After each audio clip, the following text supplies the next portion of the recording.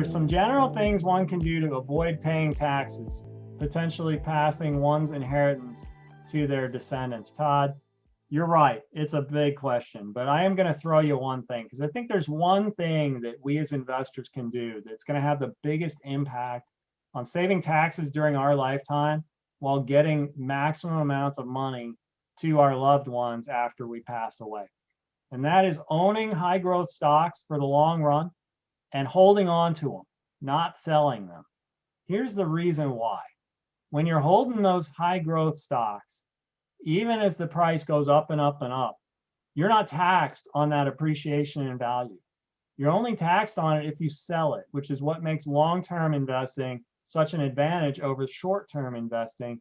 You don't have to worry about capital gains until you choose to claim them when you sell the stock. Under current law, there's even a better thing, is that if you own that stock when you pass away and you transfer it to an heir, that heir gets a stepped up basis in that stock. Essentially, all of the appreciation in the stock throughout your lifetime, it passes free of income tax. Now, if you have enough money that you have to worry about the estate tax, that's a different situation. But with a lot of folks with an exemption amount above $11 million per person right now, that's above 22, I think it's above 23 million for couples. There's not a lot of people out there that are having to worry about that estate tax issue. And so being able to avoid the income tax is a big deal. Now, there are some proposals on the table to get rid of that stepped up basis in the future.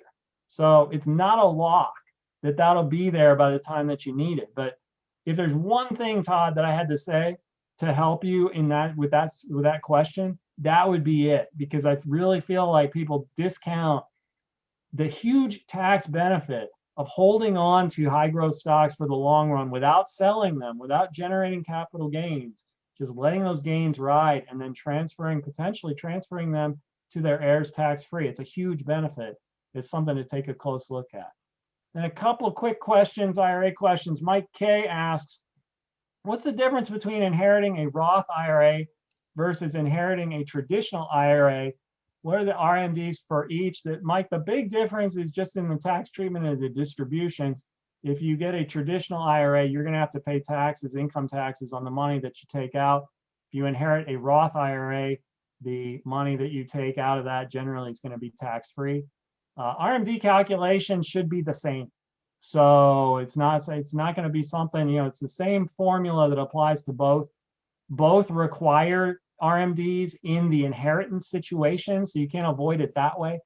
But yeah, the big difference is in the tax treatment of the distributions. And then Wendy Dorn asked, can I roll an inherited IRA into my regular IRA and then later on put some money into an established Roth IRA? Wendy, you cannot roll over an inherited IRA to a regular IRA unless you are the spouse of the person whose IRA it used to be.